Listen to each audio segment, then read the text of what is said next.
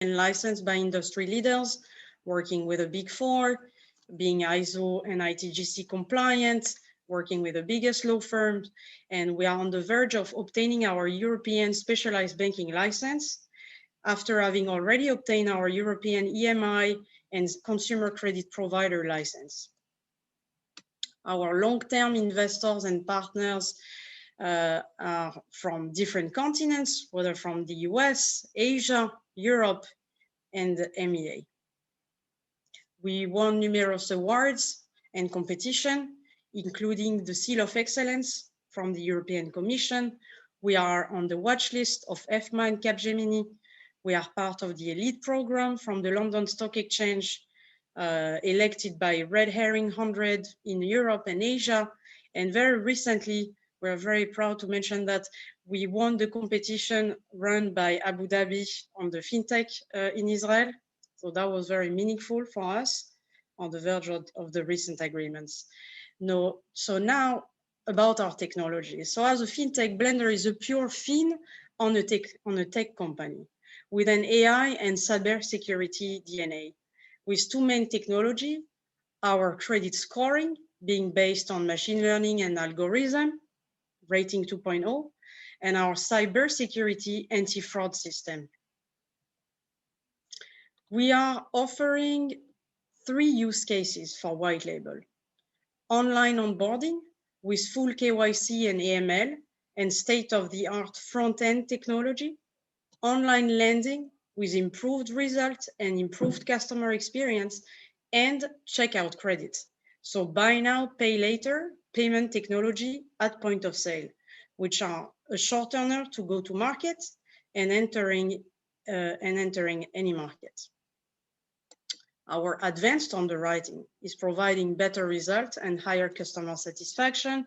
It's based not only on financial scoring, but also on alternative scoring with various components such as behavioral, psychological, visual, vocal. So it's based on multiple data sources, and that leads to lower default, higher approval rate, and higher application. We are assessing not only the creditworthiness, but also the willingness to pay. Our user flow is frictionless. We are giving loans in real time to first-time clients digitally with automated approval process. And as I mentioned, we are offering checkout credits. So buy now, pay later payment technology at point of sale. So what does it mean? It means lending as a new mean of payment at point of sale, whether online or in store. It's an embedded financing solution. When and where the customer need it, the best alternative you can think of to credit cards. So it's valid for retailers, big or small. Again, you want to purchase your phone, you can pay with a loan, or your home appliances, or medical clinics, or a car, and again, online, or so as in e-commerce website or in store. So for the customer, what does it bring? Flexibility, transparency, no card, and a mean of payment. And for the merchant, it increased the card size, the average order value, and the conversion rate. Buy now, pay later solutions are boosting sales by 32%, increasing funnel of customer, increasing their willingness to spend, increasing their purchasing power, and increasing their user experience and loyalty. So we developed our proprietary buy now, pay later solution called Blender Pay. It's a payment solution in store and online on e-commerce platforms through tablet, mobile, web, or any favorite interface. It's a 4-step process. The first one being filling out information. The second one, selecting the offer from a pre-selection already established. The third one being the credit evaluation, extremely fast, instant approval, 20 seconds to check your credit worthiness. And the last stage being the final offer with the loan terms and basically disbursement of the funds. We developed over 15 onboarding process with Blender Pay. So we were selected by as a use cases to speak about today. So we were selected by the largest bank in the country in Israel, Bank Hapoalim, to develop his checkout credit interface at point of sale, in store and online. This is an ongoing process today. So in terms of technology, we have instant approval, again, 20 seconds to check creditworthiness integrated into CRM, seamless process with optimal UX. We also developed the entire buy now, pay later tech solution for Segway Israel. We started with in-store solution and quickly upgrading it to e-commerce based on the customer fast success. So again, 20 seconds to approve a loan and become a mean of payment. Integration with WooCommerce plugin, simple plug and play with seamless process. We also developed for WePay. So WePay belongs to one of the major telecom company and is offering payment solution to their clients. And we developed for them mobile smart digital wallets. So basically allowing them to take loans on their mobile for their payments. So our advantages, we are fast, we are built for scale, cyber secure, compliant, and flexible. We drive high customer satisfaction with fast approval process, limited information required. That's a very important point here, since data is of the essence here, and it's about which data actually, and how we treat it. And fair interest rate. So in terms of recommendation, we have 90.2% of recommendation from our customer and a net promoter score of 88.3, which we are very proud of, and work on keeping as high, always as higher as possible. And most importantly, we are turning your data into better results. So lower fraud, lower interest rate, and higher approval rate. Thank you very much.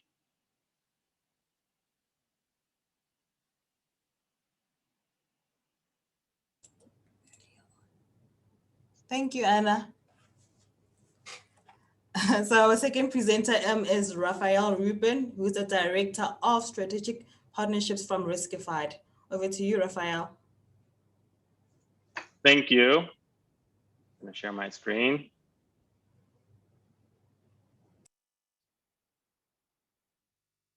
Okay, can you see my screen?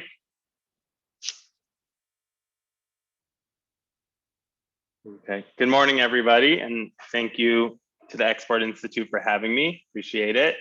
My name is Rafael. I've been at Riskified for 3.5 years.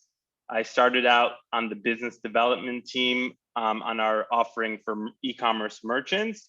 And now I'm leading the strategic partnerships with financial institutions across EMEA. And I think it's important, before I dive into our specific offering for banks, I want to just give you some short background information about how we got started with our solution for e-commerce merchants. So Riskified, we were founded in 2012, and we are essentially an AI-based fraud prevention solution, but also very much focused on approving as many good CNP transactions as possible without adding any friction to the payment journey. So now we're just over 600 employees, but we always try to keep a balanced ratio between the general employees and also specifically R&D, right? That allows us to constantly improve our machine learning models and also develop new products like the one I'll talk about today. Our most recent funding round was a Series E, and we've raised $230 million total. We're working globally with over 1,600 different clients and some of the largest e-commerce merchants in the world. And we've not only reviewed, but also, because we provide a liability shift, we've guaranteed over $100 billion worth of online transactions to date. So this was the Chargeback Guarantee product, was the first product we launched just about 9 years ago. And we were the first to market to offer this concept of the liability shift. So essentially, we'll review a card not present transaction in real time and give an instant approve or decline decision, right? So and for every transaction that we approve, we provide a liability shift if it comes back as fraudulent. There's no scores to deal with, right? Because if you get a score of like medium risk, it could be unclear what to do with it. And there's also no rules to manage because it's fully automated. And I think the most important thing is that in our pricing model, because we only charge our partners for the transactions that we approve and guarantee, we basically have this alignment of incentives to approve as many good orders as possible. And typically we could recover anywhere from 30 to 70% of transactions that our partners would have declined with their current system. So as you can see, over the years we've grown. Like I said, we're working with some of the largest e-commerce companies in the world, right? Zara, H&M, Booking.com, Dyson. And besides, a bunch of logos, what I think is really important here is that it speaks to the power of our network. We're essentially able to identify fraud trends and fraud rings. And let's say we do that for one merchant, so the entire network, our models adjust and the entire network benefits. And also it enables us to essentially cross-reference data on the cross-merchant or cross-issuer level. So over 70% of the time, we've seen a piece of that or a piece of that cardholder. So now we're looking to leverage our expertise and our, in modeling card not present fraud in real time with that liability shift. And just like we do it for merchants, we're also doing that for card issuers as well now. And there's this real alignment of our ability and a market need. So if you think about issuers' challenges from preventing card not present fraud, right, they're using maybe a risk engine and authentication, a risk engine and maybe authorization as well. Obviously in South Africa, so they're heavily, because it's state mandated, you're relying on 3D Secure, but these present a few challenges that are interrelated. On the fraud front, because the issuers are liable, and as we'll get to, 3D Secure isn't fraud proof, so there's obviously the fraud losses. In terms of authorization rates, being liable, so when it comes to transactions that have a little bit of a risk, there's not necessarily as much of an incentive to approve those transactions. So it could lead to false declines and lower authorization rates. And then the last thing is the friction, even in markets where 3D Secure is well established, you still have drop-off rates that could hit 10 to 20%, which obviously hurts lifetime value of the cardholder, and you risk losing that top of wallet status. So in this over here, in terms of 3D Secure not being fraud proof, so you can see this is a screenshot from the dark web where fraudsters are sharing best practices on how to bypass the two-factor authentication. And we know that fraudsters, unfortunately, they never quit and are very innovative. So today it's using things like phishing or SIM swap fraud, which are on the rise in order to bypass 3D Secure. And as a result, we see the data that CNP fraud continues to rise. In 2019, specifically on South African issued cards, fraud increased by 20%, which reached well over R1 billion. And of that fraud, well over 60% was specifically in terms of CNP. And these challenges that I mentioned of the fraud and authorization rates and the friction, they're actually pretty easily quantifiable, right? So if we take, let's say, an card issuer whose CNP transaction value, so this would be one of the larger card issuers in South Africa that's doing, let's say, $5 billion in transaction value. Here we have the authentication flow. Here we have the authorization flow.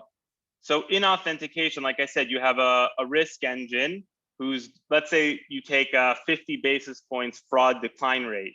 So that's going to be $25 million declined of suspected fraud. Obviously, some of it might be, but a lot of that is still going to be legitimate transactions. Then you have the 3D Secure challenge, where, like I said, even in established markets, a 10% abandonment rate is a loss of $500 million worth of transactions. And that's a pretty conservative estimate. Then in authorization, you have another risk engine, right? Could be internal, could be a third-party solution. If you have another 50 basis points of declines, that's another $22 million lost. And then ultimately you have the actual fraud. So if you take a fraud rate of another let's say 50 basis points, that could be, $22 million worth in fraudulent chargebacks, where the issuer in South Africa is going to be liable. So the point I'm making here is that there is a lot, these challenges can be quantified, and there is a lot of room for optimization, right? Whether that's on reducing the fraud costs with the liability shift, right? Whether that's recovering some of these declined transactions that are actually legitimate, but are being labeled as fraud. And if it's improving the authorization rates by basically bypassing 3D Secure where possible, right? So in South Africa, it's state mandated, but maybe that's trying to leverage frictionless flows for, overseas e-commerce transactions. So that's where Riskified solution can help in those places, which is essentially we can serve as an additional layer to your fraud risk engines, whether it's an authentication or authorization, to help reduce these fraud costs and increase authorization. So we could, in authentication, if we talked about the fraud declines, Riskified could recover about 30 to 70% of those with a full liability shift. In terms of 3D Secure, as I mentioned, it's not fraud proof. So even successful authenticated transactions, you could ensure that they're not approved in order to decrease your fraud losses, right? So by doing a fraud check over here. And then when it comes to authorization, essentially for transactions, like I mentioned, that don't require 3D Secure, we could ensure that as many as possible are approved to increase that auth rate, or to make sure that transactions that were successfully authenticated aren't then falsely declined in authorization. So, obviously machine learning and AI has become a buzzword, but we do use machine learning models in order to do this. And there's really, for us, it's two aspects: the data that we leverage, and also, our analytical capabilities, having been doing this for the past 9 years. So in terms of the data that we collect to make these decisions, so, it's an API integration with either the issuer or the merchant, which then gives us the cardholder's account data, the transaction data itself, right, which the 3D Secure routing allows us to easily collect that data. Then we enrich that data in two ways, internally and externally. So externally, we have this ability in real time to use up to 25 third-party sources, right, to get more information about the email, the IP address, the shipping address, phone number, social media information, incorporate that to get as much data as possible. Then when it comes to the internal models, so the internal enrichment, right, we're using the data across our network to really get a cross merchant and a cross card view. So even if it's the first time this cardholder has spent, with this merchant category or at this merchant, we've seen them before. And then when it comes to the actual analytics of taking this data and putting into our models, so like I said earlier, we have over 250 data scientists and analysts who are constantly, not just creating models, but A/B testing them in real time to make sure that they're always improved. And that really comes down to a model is only good as the features that the developers are engineering, right? So a feature is either a data point or a combination of several, which the model is using to determine the actual contribution to the overall risk level, right? So each feature then gets a weight, is it a positive contributor or a negative? And then the model will take, let's say over 300 features to determine the probability of it being fraud. And the key being is that, you need to constantly develop and test new features per industry. And, we do that on a per partner level. And then I think the last point on the technology is because we provide the liability shift, that means we also have the data on any chargebacks that went through, which is essentially our model's mistake, which is okay, because then we have this feedback loop where our models constantly adjust and learn. And then we also have operational tools like network analysis and anomaly detection, to make sure that in real time, we're also detecting more sophisticated fraud rings. So that's the technology at a high level. So that's actually wraps it up for me. So thank you everybody for your time today. Appreciate it. And if you're interested in more information, you can check out riskified.com, or my emails over here, or contact the Export Institute. Thank you. Thank you, Rafael. Let me see. Okay, we don't have any questions for you at the moment, so we'll just move on to our third presenter, who is Mark. Mark Smargan, who is the CEO of Fuse. Over to you, Mark. Hi. Hi. Thanks for having me, and I will put my presentation. One second. So I'm Mark Smargon from Fuse, and our company is building a platform for payments that is a little bit different. It's blockchain based, and it's intended for places that don't necessarily have banking infrastructure or don't necessarily use credit cards. Can you see my screen? I hope that yes. So Fuse is a startup that launched in 2019, almost 2 years ago. And we're building a platform for microeconomies. So what's microeconomies? We're talking about smaller players, SMBs, like local merchants or malls, markets, loyalty programs, local organizations like universities, charities, or fan clubs. The idea is that any group of people that want to trade on Facebook, or fans of a sports team that go to games, or a marketplace that wishes to retain customers. All of them have pretty similar needs. They want to monetize, they want to retain customers, they want to improve engagement. And those users, when they come and use those services, they usually use cash or use credit cards. And there's a very high barrier to build products for those customers, for those micro communities, because payments and integrating money into a mobile experience and being able to actually charge users, there's a very high entry barrier, and there's a lot of underwriting costs if they want to deal with payments, and there's a lot of operational costs. They need to deal with security, and of course, building payment experiences on mobile, which is the current market demand. People just want to pay with the phone. And this is a game that only banks can access. Banks and large technology companies or national or global retailers. But local companies, local communities, they can't really customize, localize, build their own experiences. And this is, we feel, something that blockchain can really help. So the market is growing. It's going to increase almost 4 times in the next 5 years.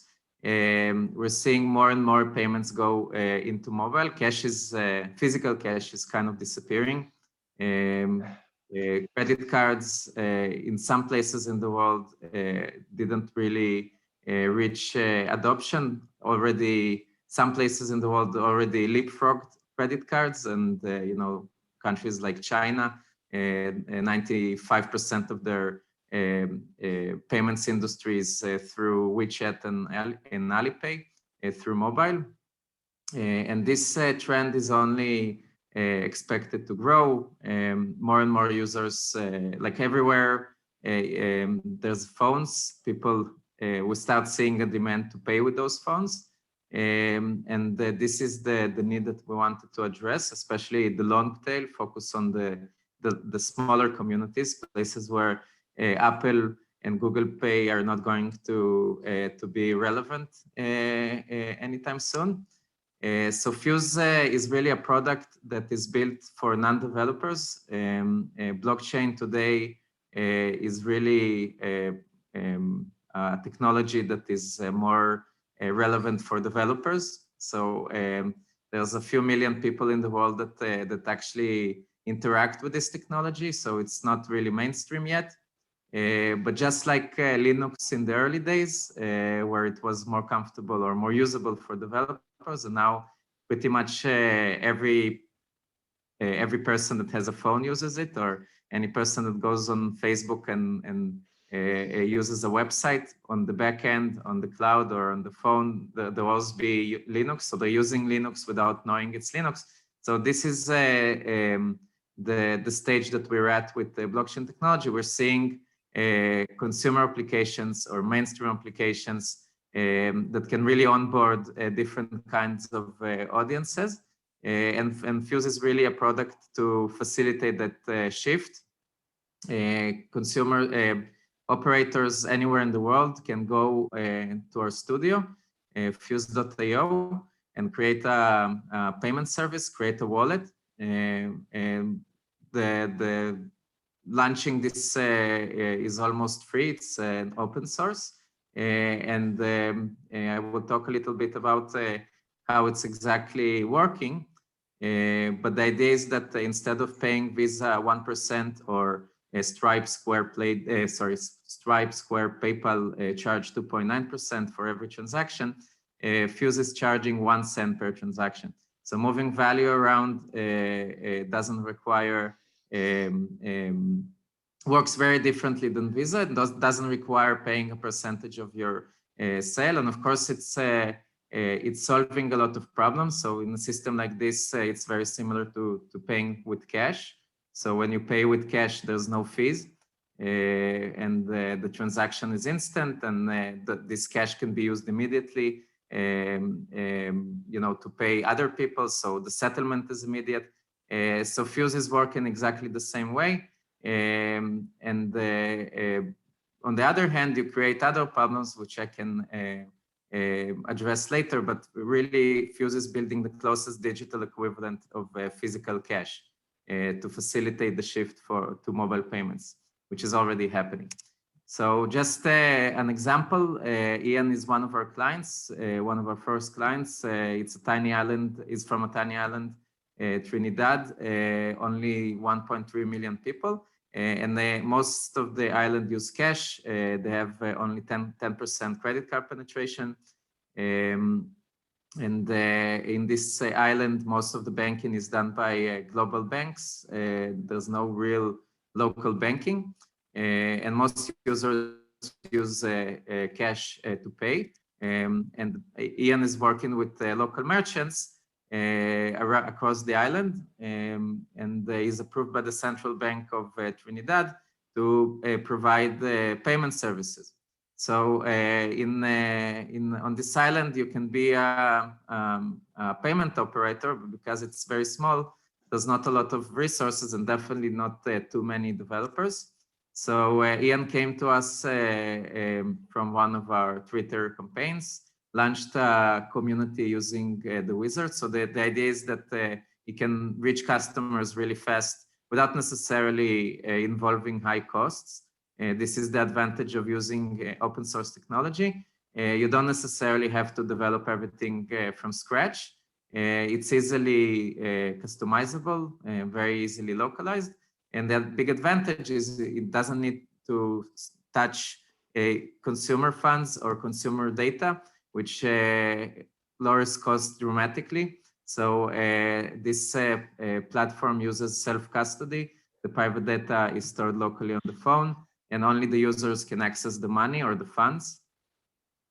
So Ian configured an economy using the studio. In Trinidad, they use Trinidad dollar, which is pegged to the dollar, so it was very simple. Every paywise point is worth $1 Trinidad.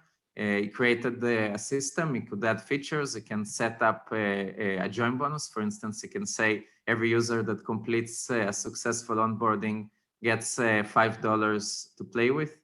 You can also manage the users. So as you see, blockchain is not necessarily all about Bitcoin. There's a lot of interesting stuff you can do with smart contracts. And companies like Ian can share those features, can share this shared infrastructure And instead of developing a platform for rewarding users, which is naturally a very expensive thing to build, especially if you don't have a lot of resources, here they can share those features, share this shared infrastructure with other similar operators, and of course cut cost for transferring value. So after a short installation, you got the app. The app is a very simplified payment app with QR code. 1 PPP equals $1 Trinidad. Users can acquire it. Users can get it as a reward for paying at other businesses. Users can discover businesses around them on the island, and they can immediately go and scan a QR code and start paying. And the idea is to integrate this to bank accounts. So that's a process. Right now, there's a way to deposit money through merchants. In the future, it will be also online. As you remember, Corona, and the economy is rapidly changing with more integration. So we expect this to be fully integrated to bank accounts in the next few months. And the idea is that this is a very easy way to distribute your product locally. Paywise can provide the operational part, dealing with the customers, dealing with the integration, dealing with the licensing, with the custody, onboarding merchants, setting up their brand. And Fuse is dealing with building the infrastructure in allowing other service providers to access this economy, and this economy will no longer be isolated. So this is a great solution in places that don't have a banking infrastructure, but also we have pilots in, I'll just keep that a little bit, a bit more technical, but also we have pilots in Europe. Wikibank in Spain is doing charity cash handouts. So vouchers, in the past, people just used the cash with charity in Europe. Now they want digital vouchers. So how to launch a digital voucher without using paper. So that's a solution that we have out of the box, and Wikibank is using and operating this in Spain. And Roost, for example, is building a delivery service in Liverpool. So today, delivery services are a bit of monopolies, especially with the Corona, people sitting at home, and they have to buy from companies like Deliveroo that charge 30%. So you have a single player that is working nationally and charging 30% of every meal. And that's not really sustainable. So they build a local version of Deliveroo using blockchain infrastructure to save costs. And I can go on and on. We have stable coins allowing users to onboard in Lima, depositing ESOL, which is their national currency, digitized, and they need a way to launch this really fast. Doing this with a bank, very expensive process, takes a lot of years. But if you have a banking license and you want to launch a digital version of your currency, blockchain technology actually provides a lot of security advantages. And I can elaborate about them later. We also had a pilot that we did in South Africa with a company called Digital Rand. Unfortunately, it's closed right now, but we see a lot of demand in Africa for blockchain-based payments. We see a lot of people coming from different countries in Africa. The system is a more open system, being able to create a currency that lives on the internet and other people can access it and use it and add more features on top of it, and not limited by necessarily a single bank. And those solutions are in high demand, and there's more and more people I see coming to our platform from those countries. So the whole point of Fuse, in a nutshell, is really combining all those different communities, all those different operators, and provide with a a good payment experience. So this is not really an advantage that blockchain technology has until now. So it was decentralized, but not necessarily comfortable. So our solution is really how to like the lowest denominator, the common denominator between those communities and currencies is they all need good payment experience with fast verification times, low costs,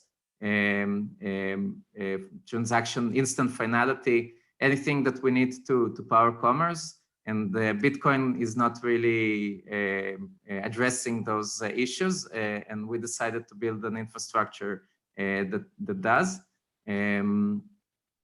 So this is really the heart of the product, and behind the scenes there's a whole software stack and a network that deals with those with the infrastructure side of things. So the operators don't need to deal with this. So that's it. The presentation is longer than that, but for 15 minutes, happy to answer any questions later. And please go to our website, fuse.io, and check out our product. It's live and free, and anybody can play with it.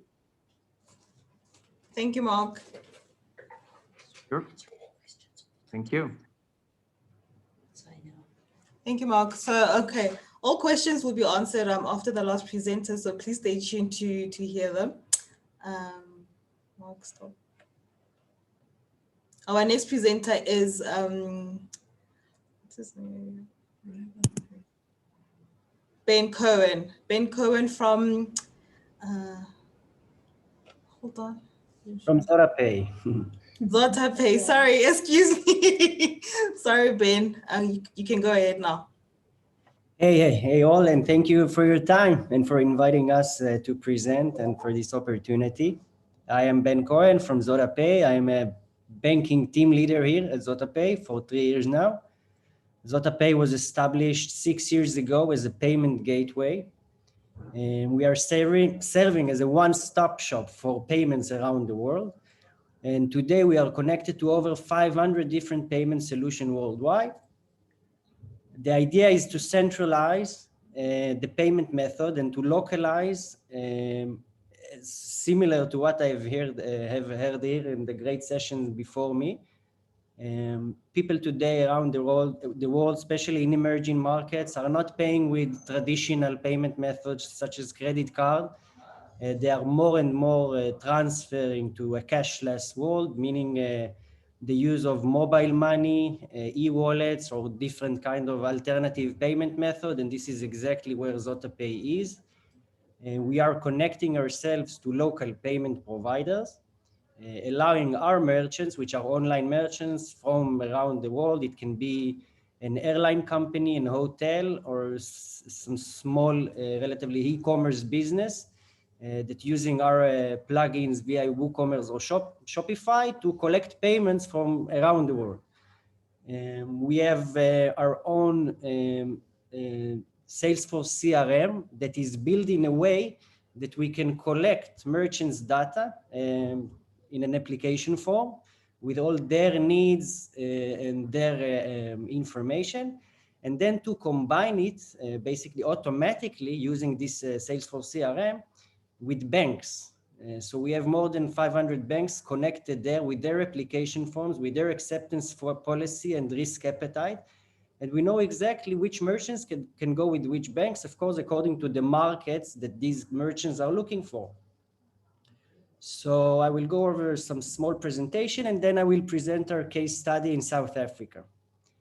For example, in Japan, what we are seeing today is more and more e-wallets that are getting into the picture. And as well, of course, the Japanese market has the JCB, which is the local card network, which still they are using, I would say, mostly. But yes, we definitely can see different kind of payment methods like a P2C or bank transfer or simply e-wallets that are penetrating these markets. Zotapay will connect more than one provider, obviously, as many as we can and as many as we see relevant in that region and in any region that we will work on, as you will see along the way. And basically will allow our merchants to have a better approval ratio by cascading and by routing the transaction from different providers. I will also present our payment page later on. In Europe, we are basically connected to the biggest acquirers that allows us to provide first bank transfers and then all the alternative payment methods. If it's a local payment method by countries, you know, Skrill, Trustly, Support, Ideal, all of those. In Southeast Asia, we are connected locally in Malaysia, Indonesia, Thailand, Vietnam, Philippines, Myanmar, Cambodia, Laos, to many local providers that basically won't give us credit card processing. They will provide us with some local bank wires and some e-wallets like Ovo Wallet, Doko Wallet, Momo in Malaysia, Zora Pay. This is an example for a payment page in Thailand, Vietnam, Indonesia, Malaysia, where an end user will be able to select his bank account. Then he will be redirected to his bank account to complete the payment. And this is basically an instant wire bank transfer flow. We are left out of this session, meaning that the processor is the local partner of ours. In this case, it's a local partner in Malaysia that provides us this service. And our merchants obviously will get all this information to our gateway with an, of course, approval or decline transaction status. In India today, we are connected to as well many providers who are offering net banking, UPI, as well credit cards, and also e-wallets. In India today, there is an Uber cash payment method that an Uber taxi driver will come to your place, collect the cash, and will go and pay in the local convenience store. So as you see, on emerging markets, and as you can understand, credit cards were left out. In Africa today, we work in more than 12 countries, including South Africa, Nigeria, Ghana, Kenya. We support mobile money. We support local credit cards, instant bank wires. In South Africa, it will be the EFT, the electronic fund transfer, which allows our merchants basically to have a better approval ratio than, of course, connecting them to some kind of a worldwide credit card provider that will try to collect funds from Africa. In LATAM, we see as well many payment methods, many alternative payment methods, such as Pago Efectivo or Pago Facil, which are cash payment method when people are basically going to a convenience store to complete the payment with some voucher. And we have been connecting ourselves to many local providers in order to provide the best service to our merchants to collect funds from Latin America. So today we have more than 20 connections just in Latin America. The end user will be redirected to this process or payment page. And here we can't really see, but this is Costa Rica, and this will be Peru. And in Chile, each country will have its own dedicated payment page with its own dedicated payment methods. That will allow us to bring a better approval ratio for our merchants. In China, like I heard here before from Mark, and as you all know, people are not paying with credit cards. And basically we can say that Chinese people just skip this part of credit cards and jumped right into the e-wallet and the cashless basically payment method world. We are working mainly in China. This is our standout region. This is where we started 6 years ago. And there we have dozens of local connections. We support, of course, the China Union Pay, the WeChat, Alipay, QQ, and all relevant local payment methods. So Zotapay is also sponsoring the G1 series driver Yarin Stern, which is also our sales representative from this year, and as well investing in sports sponsorship with our partnership in La Liga football, which is Deportivo Alaves. We are located here in Tel Aviv with 60 plus employees, and as well we have offices in Hong Kong and Bulgaria. We are a payment institution licensed company, and as well an MSO in Hong Kong, money service operator. And soon to be also an EMI in Hong Kong. You can obviously go to our website. You are more than welcome to look for, to search for our services, and of course to approach me if you have any questions after this session. So our vision is to bring the world closer together, one solution at a time. Zotapay enables online merchants to expand their global reach and payment methods, and basically a global merchant that would like to sell globally wouldn't go and connect himself with so many banks and do so many integration. We invite them to join us to this payment hub to do just one integration and to receive worldwide world reach of payment methods. I will jump now to a different one. Sorry.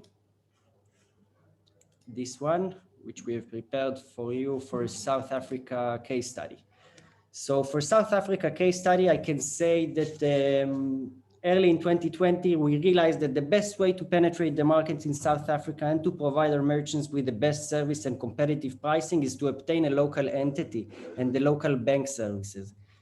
We then started the process, and we now, a year later, have 3 local employees, a local office. We have received a legal opinion as was required and registered our new local entity as a third-party payment provider with the Payment Association of South Africa. This setup basically allowed us to connect with local EFT providers to be able to collect the local rand and then settle it to different money service providers that will help us convert and settle the funds outside of South Africa. In this diagram, you can see how an end user is going to one of our merchants' website. I added here our cashier. So you will basically see how the payment page will look like. This is a demo page for South Africa, for example. So online bank wire, I will get all the relevant banks in the country. I will be able to choose my bank, and from here I will be redirected to complete the payment in the bank page or in the bank application. So once an end user is completing this payment, funds will be credited in our own bank account because of the EFT technology using one of the providers. It can be Ozo, Avopay, Colpay, or different local providers we are connected with. This bank account basically will send the funds locally or to a money exchange service, which can give us or fiat or crypto, or to local individuals as payout to end users. And later on, the funds will hit Zotapay bank accounts in Europe mostly, after, of course, conversion from rand to euro or GBP. That was like a study case, short study case on our activity in South Africa, and as well a short presentation about Zotapay.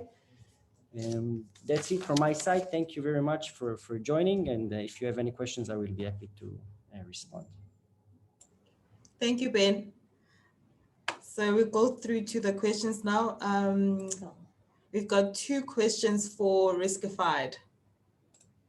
So our first question goes, how does Riskified benefit a payment gateway or merchant? With 3D Secure, even if a fraudster manages to phish an OTP, the liability shift sits with the issuer. So the merchant gateway is safe from chargebacks. Yeah, so that's a good question. So I think we could start with, first of all, regions, let's say outside of South Africa, India, where 3D Secure is state mandated. When we work with merchants, we actually have them turn off 3D Secure and use us instead because they get the liability shift and it's frictionless. In India and South Africa, that's exactly the reason why we're actually looking to partner on the issuing side and not the merchant side in those countries.